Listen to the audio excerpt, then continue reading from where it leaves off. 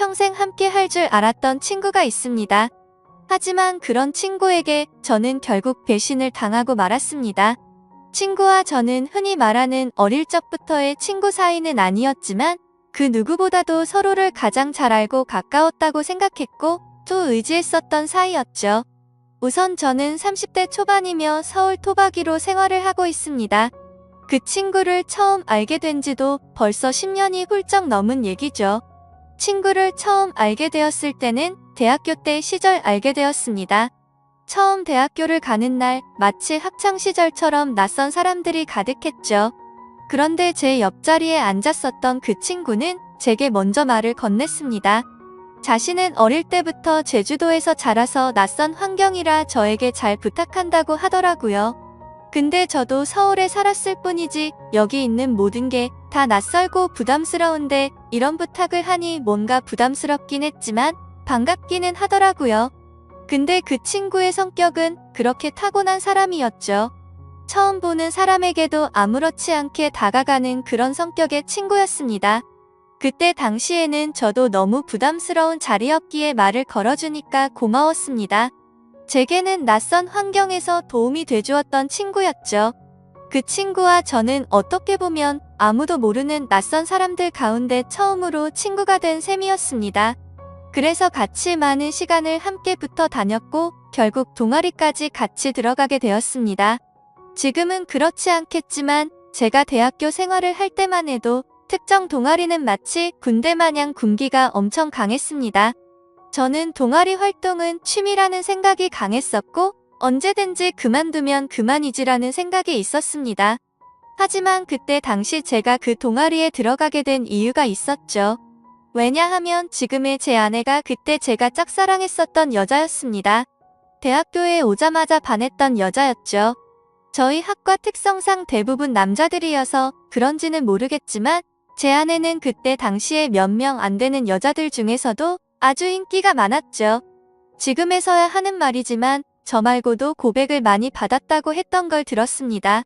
아무쪼록 저는 신입생 환영회에서 제 아내를 처음 만나게 되었고 예쁜 외모에 밝고 털털한 성격에 첫눈에 반하게 되었습니다. 그래서 가까이 지내고 싶었고 매일 같이 보고 싶었죠. 하지만 평상시에 마주치고 싶어도 잘 보이지가 않더라고요. 그래서 저는 도대체 왜 잘 보이지가 않나 싶어서 원인을 찾아봤습니다. 알고 보니 제 아내는 학과 생활보다도 동아리에 더 뜻이 깊었던 건지 수업 시간 외에는 늘 동아리에 있더라고요. 그래서 잘 보이지 않는 이유가 동아리 때문이란 걸 알게 된 후로 저는 그 동아리에 가입을 하게 되었습니다. 근데 제 친구도 제가 가입한 동아리를 따라서 가입하더라고요. 그때는 단순히 저를 따라서 가입한 걸로만 알고 있었습니다. 그것도 10년이 넘게 그런 생각을 갖고 있었던 거죠. 그때 당시에는 많은 게 즐거웠습니다. 성인이 되고 나서 술을 마시는 것도 새롭고 즐거웠고 동아리에 가서 스트레스를 받을지언정 제가 사랑하는 아내를 매일같이 볼 수 있었으니깐요. 그런데 그런 마음만 가지고 적성에 맞지 않는 동아리에서 오랜 시간을 보내기에는 많은 고통이 뒤따르더라고요. 제가 동아리에 별로 관심이 없는 걸 알아챘는지 바로 윗 기수의 남자 선배 한 명이 어느 순간부터 저를 자꾸만 건들더라고요. 니까짓게 왜 여기 와서 물을 흐리냐. 이따위로 시간 때울 거면 꺼지라고 하더라고요. 저는 자존감이 너무 무너졌고 화가 나서 그만둬버릴까라는 생각을 한두 번 한 게 아니었습니다. 하지만 제가 좋아하던 아내가 동아리에 있었기에 차마 그럴 수가 없었죠. 그러다 저는 선배가 하는 말에 도저히 참지를 못했고 큰 각오를 하고 결정을 했습니다. 내가 나가는 일이 있더라도 고백은 하고 나가겠다라고 말이죠. 그래서 고백을 하려고 몇 날 며칠을 기다렸습니다. 그러다 때마침 고백을 할 수 있는 기회가 생겼죠. 저는 시험 기간이라 공부를 했고 밥을 먹고 잠깐 잠이나 잘까 해서 동아리방에 들렸더니 제 아내가 혼자서 동아리에서 있었던 거죠. 그래서 저는 무조건 오늘 고백을 해야 하는 기회이구나 싶었고 제 진심을 담아서 고백을 하게 되었습니다. 하지만 그 말을 듣더니 곧장 아내는 장난치지 말라며 저의 고백을 거절했었죠. 그래서 저는 장난으로 하는 말이 아니고 당신 때문에 관심도 없는 동아리에 가입까지 했다고 말했습니다. 그러자 아주 오랫동안 깊은 생각에 잠겨서 고민을 하더라고요. 그러면서 자신은 고민할 게 있다면서 생각을 해보고 대답을 해준다고 했습니다. 그날로부터 일주일 정도를 기다렸습니다. 제 아내는 저의 고백을 받아주게 되었고 저희는 교제를 시작하게 되었죠. 그 이후 저는 동아리를 탈퇴하려고 했지만 여자친구가 여기에 있는데 다른 남자들이 찝쩍거릴 것 같아서 결국 끝까지 버텼었죠. 하루하루가 행복했었고 대학교를 오기 잘했다고 생각했습니다. 첫눈에 반했던 여자와 연애를 하게 되었고 평생을 함께할 만큼 마음의 단짝이라고 생각되는 절친한 친구가 생겼으니깐요. 저와 아내는 자연스럽게 친구도 함께 자주 다니게 되었습니다. 그러다 결국 저는 군대를 가게 되었고 친구는 미국에서 출생만 한 미국 시민권자였기에 군대를 면제받게 되었죠. 저는 친구에게 말했습니다. 여친에게 다른 남자들이 절대로 찝쩍거리지 못하게 잘 부탁한다고요. 그러자 친구는 그런 걱정은 하지 말라며 건강히 잘 다녀오라고 했고 저는 그렇게 군대를 가게 되었습니다. 제 아내에게는 정말 미안하고 고마웠습니다. 서로 만나게 된 지 1년밖에 안 됐을 때 혼자 내버려두고 가야 했기 때문이죠. 그리고 인연을 한결같은 마음으로 기다려주는 모습에 제가 평생 책임을 져야겠다 생각을 했습니다. 그렇게 저와 아내는 군대를 다녀온 시간을 포함해서 5년이라는 길다면 긴 시간 동안 교제를 하게 되었고 곧바로 결혼을 하게 되었습니다. 그리고 나서 제 친구는 제가 결혼을 한 뒤로 자신의 고향인 제주도로 다시 돌아가게 되었죠. 친구는 제주도로 돌아가게 된 후에 부모님의 지원을 받아서 해양 레저숍을 운영하더라고요. 그렇게 사업을 성공적으로 이룬 친구는 젊은 나이에 억대가 넘는 연봉으로 성공한 삶을 이루었고 저는 그저 그런 평범한 직장에 취직을 하게 되었습니다. 그렇게 친구는 1년에 한 번 정도씩 얼굴을 보게 되었죠. 하지만 너무 친했던 친구라서 아주 오랜만에 보더라도 어제 만난 듯이 전혀 거리낌이 없었고 저희는 늘 그렇듯 우정을 다져가고 있었습니다. 그러다 얼마 전 친구는 이번에 비즈니스상 미팅이 있어서 서울로 온다고 하더라고요. 반가운 마음에 아내의 허락도 구하지 못한 채 저희 집으로 꼭 오라고 말했습니다. 막상 말하고 나서 끊고 나니 아차 싶더라고요. 그래서 아내에게 어렵게 말을 했죠. 성원이가 다음 주에 서울 올라와서 집으로 오라고 했는데 괜찮아 라고 하자 아내는 잠깐 멈칫하더니 응 그럼 괜찮지라고 대답을 하더라고요. 저는 아내가 이해를 해주어서 다행이구나 싶었습니다. 며칠이 지난 뒤 친구는 서울로 올라오게 되었고 일을 마치고 저희 집으로 찾아왔습니다. 아내는 친구에게 간단히 인사를 하고는 술상을 차리러 갔고 친구와 저는 오랜만에 만나서 시간 가는 줄도 모르고 술자리를 가지게 되었죠. 그렇게 한창 술을 마시고 자고 일어났더니 친구는 여전히 잠을 자고 있었고 저는 늦잠을 자버리는 바람에 정신없이 출근을 했습니다. 그리고 나서 퇴근을 하고 집으로 들어갔더니 친구와 제 아내가 마주 앉아서 밥을 먹고 있더라고요. 저는 친구에게 내려간 줄 알았더니 아직 안 갔어? 라고 묻자 친구는 아직 일이 덜 끝나서 며칠만 더 있다가 간다고 하더라고요.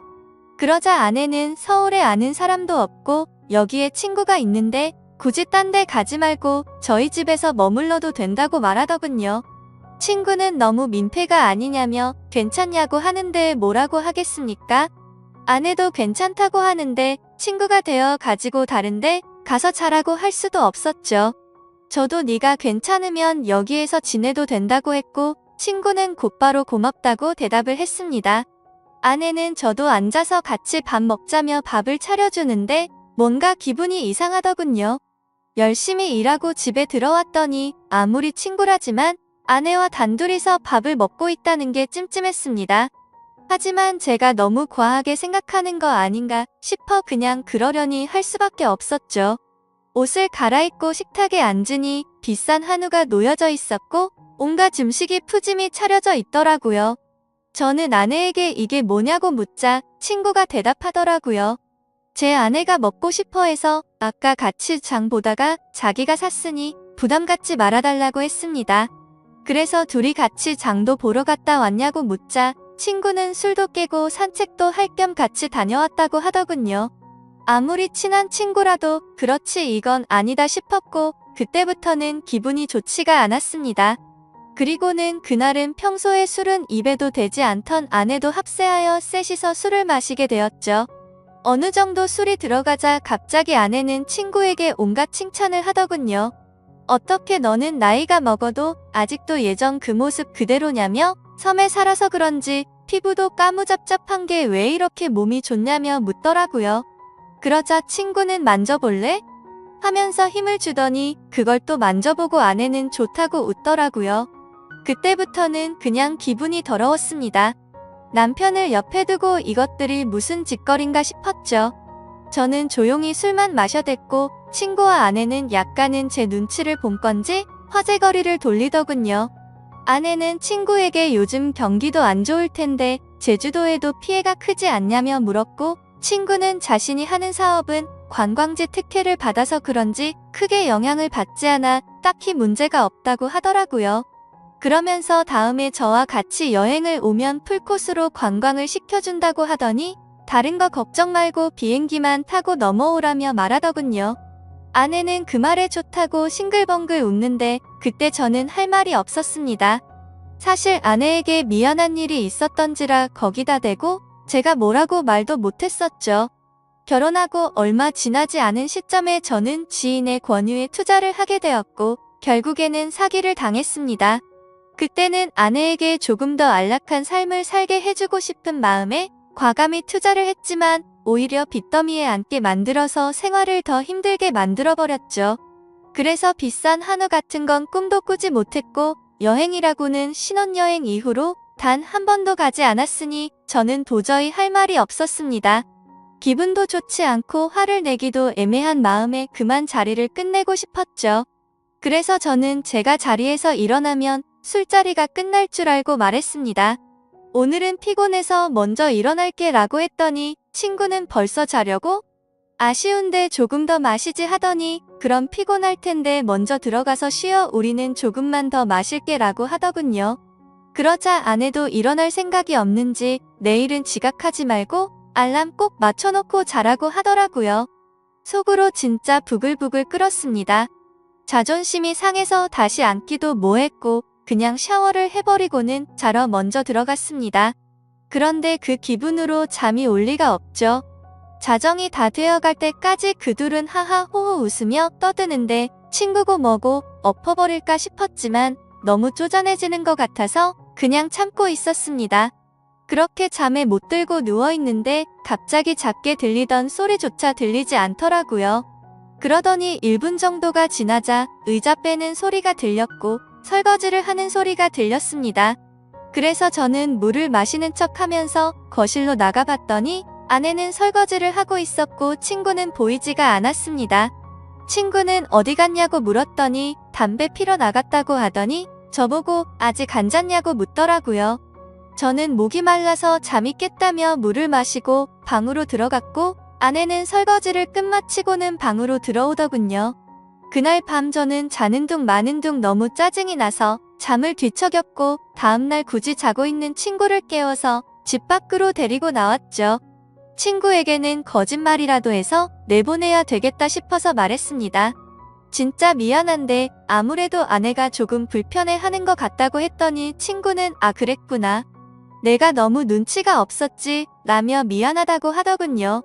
그러더니 어차피 오늘 저녁에 내려가려고 했다면서 미팅 다녀와서 저녁에 들어올 것 같은데 그때 짐 챙겨서 나간다고 하더라고요.